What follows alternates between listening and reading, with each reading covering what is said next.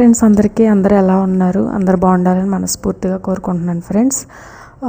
అందరికీ వరలక్ష్మి వ్రతం శుభాకాంక్షలు. యాక్చువల్గా కెమెరా ముందు రాకూడదు అనుకున్నాను, కానీ ఎందుకు ఇవాళ వరలక్ష్మి వ్రతం కదా, కెమెరా ముందుకు వస్తే బాగుంటుందని అనిపించింది. ఇన్ని రోజులు నేను చేసిన వీడియోస్ అన్నీ కెమెరాలు ఉండే చేశాను. కొత్తగా ఛానల్ పెట్టానని చెప్పాను కదా, కరెక్ట్గా 1 month అయింది అంతే. ఇప్పటి వరకు నేను కుకింగ్ వీడియోస్ ఎక్కువ చేస్తూ ఉన్నాను ఫ్రెండ్స్. నా వీడియోస్ చూస్తూ ఉండండి, నచ్చితే కనుక లైక్ చేసుకోండి. నా ఛానల్ పేరు హర్ష జోషి SR అఫీషియల్ అనమాట. ఇప్పుడిప్పుడే అన్నీ నేర్చుకుంటున్నాను. చాలామంది వీడియోస్ చూశాను, చాలామంది వరలక్ష్మి వ్రతం గురించి చాలా వీడియోస్ పెట్టారు. సో నేను కూడా వరలక్ష్మి వ్రతం ఎలా జరుపుకున్నాను ఏంటి అని చెప్పి నేను కూడా వీడియో చేశాను అనమాట. నా వీడియో చూడండి, నచ్చితే కనుక లైక్ చేసుకోండి ఫ్రెండ్స్. సో ఇప్పుడు మనం వీడియోలోకి వెళ్ళిపోదామా? Let's go.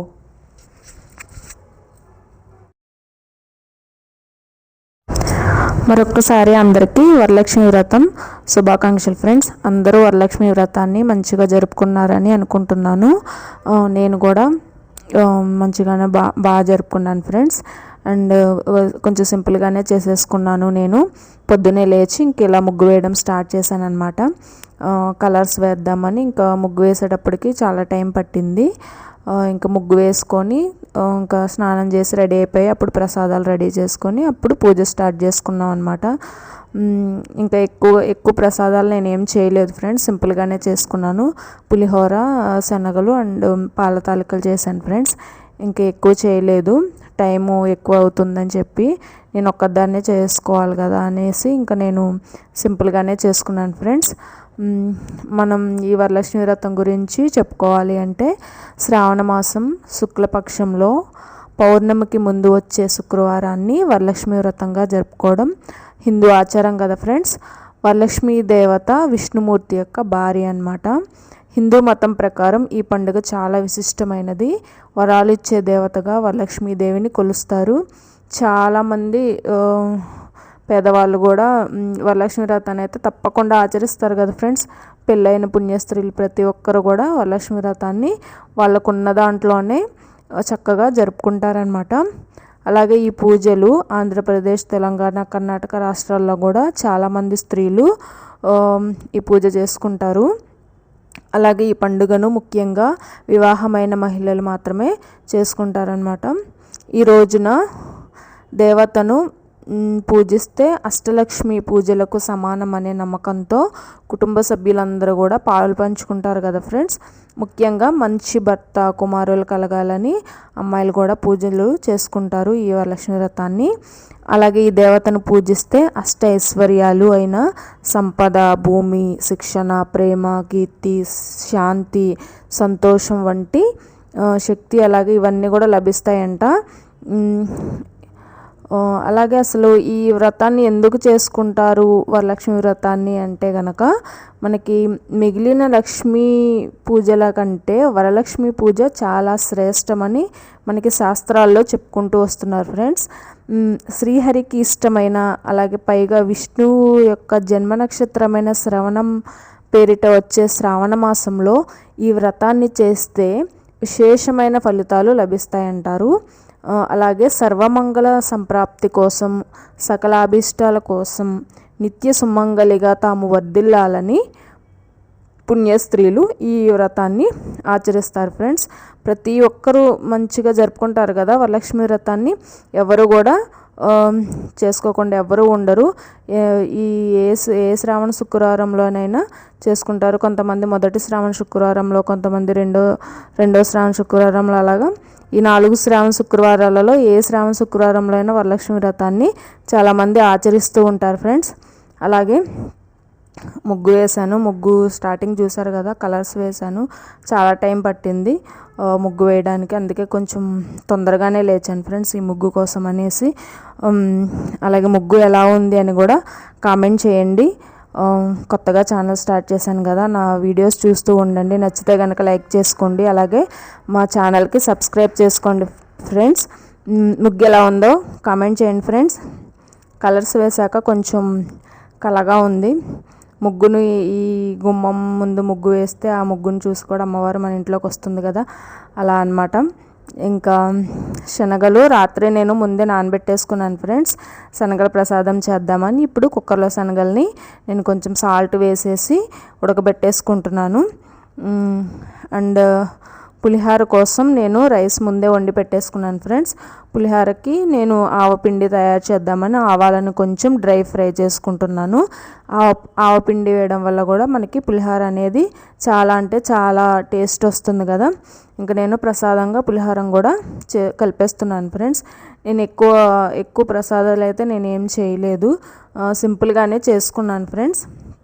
ఇంకా నేను ఒక్కదాన్ని అన్నీ చేసుకోవాలని చెప్పి ఇంకా స్నానం చేసి రెడీ అయిపోయాను. శారీ ఇంకా కట్టుకోలేదు, ముందు ప్రసాదాలు ఈ పని అంతా అయిపోయాక అప్పుడు శారీ కట్టుకుందామని చెప్పి నేను ఇంకా ముందు ఇవన్నీ చేసేసుకుంటున్నాను ఫ్రెండ్స్. అన్నీ రెడీ చేసి పెట్టుకున్నాను అనమాట. ఈ ఆవపిండిలో మనం తయారు చేసుకోవడానికి ఆవాలు డ్రై ఫ్రై చేసుకున్నాను కదా, అవి కొంచెం ఎండుమిర్చి అలాగే సాల్ట్ కూడా వేసుకొని మిక్సీ పట్టుకుందాము మెత్తగా పౌడర్ లాగా.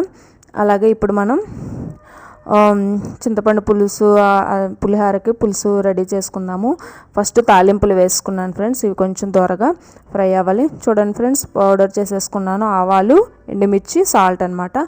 అది వేయడం వల్ల మనకి పులిహోర అనేది చాలా అంటే చాలా టేస్ట్ వచ్చింది ఫ్రెండ్స్, చాలా బాగుంది కూడా. ఇంకా నేను ఇప్పుడు ఇంకా ఈ తాలింపులు వేగిపోయాక వేరుశనగ గుళ్ళు కూడా మనం వేసేసుకుందాము.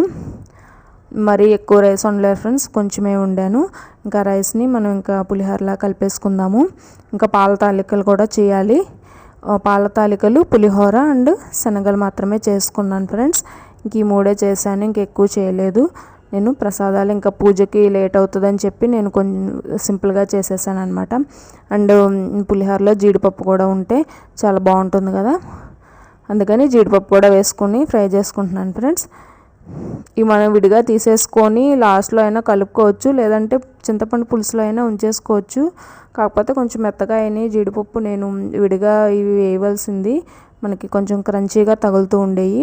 కానీ ఇంకా చింతపండు పులుసులోనే ఉంచేయడం వల్ల కొంచెం జీడిపప్పు, వేరుశనగ గుళ్ళు ఇవన్నీ కూడా మెత్తగా తగులుతున్నాయి అన్నమాట.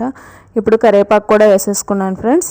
కరివేపాకు కూడా కొంచెం ఫ్రై అయిపోయాక మనం పచ్చిమిర్చి, ఒక 10 పచ్చిమిర్చి నేను తీసుకున్నాను, అవన్నీ కూడా చీలికలు చేసుకొని ముందే పెట్టేసుకున్నాను. అలాగే ఎండుమిర్చి కూడా వేసుకున్నాను ఫ్రెండ్స్. పచ్చిమిర్చి, ఎండుమిర్చి వేసుకున్నాను. ఇదంతా కూడా దోరగా కొంచెం ఫ్రై అవ్వాలన్నమాట. అండ్ ఇందులో కొంచెం పసుపు, కొంచెం సాల్ట్ కూడా వేసుకున్నాను ఫ్రెండ్స్. ఇదంతా కూడా కొంచెం ఒక 1 మినిట్ అలా ఫ్రై అయిపోయాక ముందే చింతపండు నానబెట్టేసుకున్నాను ఫ్రెండ్స్. ఆ చింతపండు నానబెట్టేసుకొని పులుసు తీసుకొని ఆ పులుసు కూడా పోసేసుకున్నాను. ఇప్పుడు మనం రైస్ కొంచెం చల్లారబెట్టుకుందాము. అండ్ ఈ రైస్లోకి కొంచెం కరివేపాకు, అలాగే కొద్దిగా పసుపు, ఇవన్నీ కొంచెం ముందు వేసుకొని కలుపుకొని పక్కన పెట్టుకోవాలి కదా. కొంచెం సాల్ట్ వేసాను. అలాగే ఏదైతే నేను ఆవపిండి పౌడర్ చేసి పెట్టుకున్నానో అదొక 2 స్పూన్స్ వేసుకున్నాను ఫ్రెండ్స్. ఇది వేయడం వల్లే మనకి పులిహోర అనేది చాలా టేస్ట్ వస్తుందన్నమాట. ఇంక ఇదంతా కూడా పక్కన పెట్టేసుకుందాం. కొంచెం ఆయిల్ కూడా వేసాను. ఆయిల్ వేసేసి కలిపేసుకొని పక్కన పెట్టేసుకుందాం. ఈలోపు పులిహోర, చింతపండు పులుసు అదంతా కూడా బాగా దగ్గర పడేలాగా ఉడకాలి కదా. ఆ చింతపండు పులుసు అంతా కూడా మెత్తగా పేస్ట్ లాగా అయ్యేంత వరకు ఉడికితే మనకి ఈ రైస్లో వేసి కలుపుకోవడానికి బాగుంటుంది అనమాట. ఇప్పుడు ఇదంతా కూడా నేను కలిపేసుకొని పక్కన పెట్టుకున్నాను ఫ్రెండ్స్. ఈలోపు శనగలు కూడా ఉడికిపోయినాయి ఫ్రెండ్స్. శనగలు మనం తాలింపు పెట్టేసుకుందాము. శనగలు తాలింపులు వేసుకున్నాను. ఆవాలు, జీలకర్ర, మినపప్పు, పచ్చిశనగపప్పు ఇవన్నీ వేసుకొని ఫ్రై చేసుకున్నాను. అండ్ ఎండుమిర్చి కూడా వేసేసుకున్నాను ఫ్రెండ్స్. ఇది శనగల తాలింపుకి అనమాట. అలాగే కరివేపాకు కూడా వేసుకున్నాను ఫ్రెండ్స్. కరివేపాకు కూడా ఇదంతా కూడా ఫ్రై అయిపోవాలి మంచిగా. ఇప్పుడు శనగలు ఏవైతే మనం ఉడకబెట్టుకున్నామో ఆ శనగల్ని ఇందులో తీసుకొచ్చి వేసేద్దాము. శనగలు నేను ఉడకబెట్టినప్పుడే సాల్ట్ వేసాను, సో ఇప్పుడు ఇంకా సాల్ట్ ఏం వేయలేదు ఫ్రెండ్స్. ఇప్పుడు ఏం టేస్ట్ చేయకూడదు కదా అని చెప్పి నేను ఇంకా సాల్ట్ ఏం వేయలేదు. ముందు వరలక్ష్మి తల్లికి మనం ముందు ప్రసాదం పెట్టుకోవాలి కదా, ఏం టేస్ట్ చేయకుండా. సో ఇలా కలిపేసుకున్నాను. శనగలు కూడా రెడీ అయిపోయినాయి ఫ్రెండ్స్. ఇప్పుడు పులిహోరలోకి పులుసు వేసేసుకొని కలిపేసుకుందాము. బాగా దగ్గరగా ఉడికిపోయింది ఈ పులిహోర పులుసు అనేది.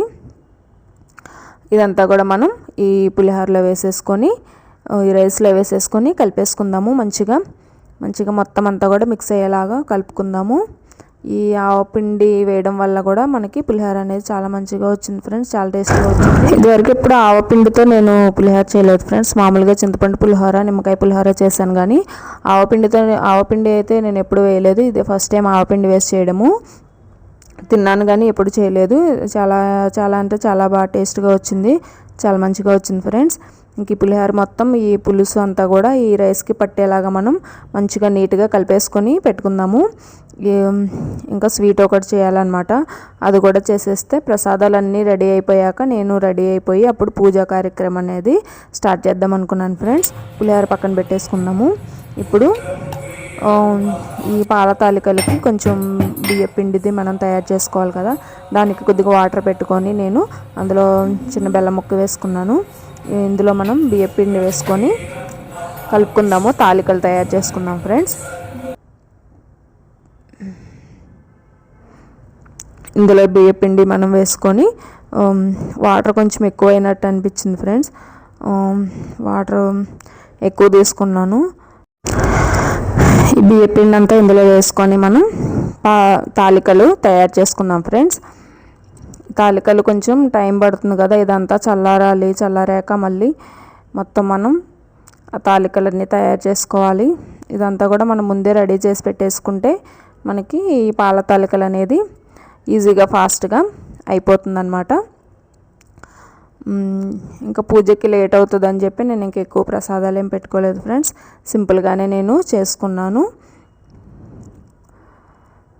సో ఇదంతా కూడా కొంచెం దగ్గర పడితే మనకి కొంచెం నెయ్యి కూడా వేసుకున్నాను ఫ్రెండ్స్, చేతికి అంటుకోకుండా.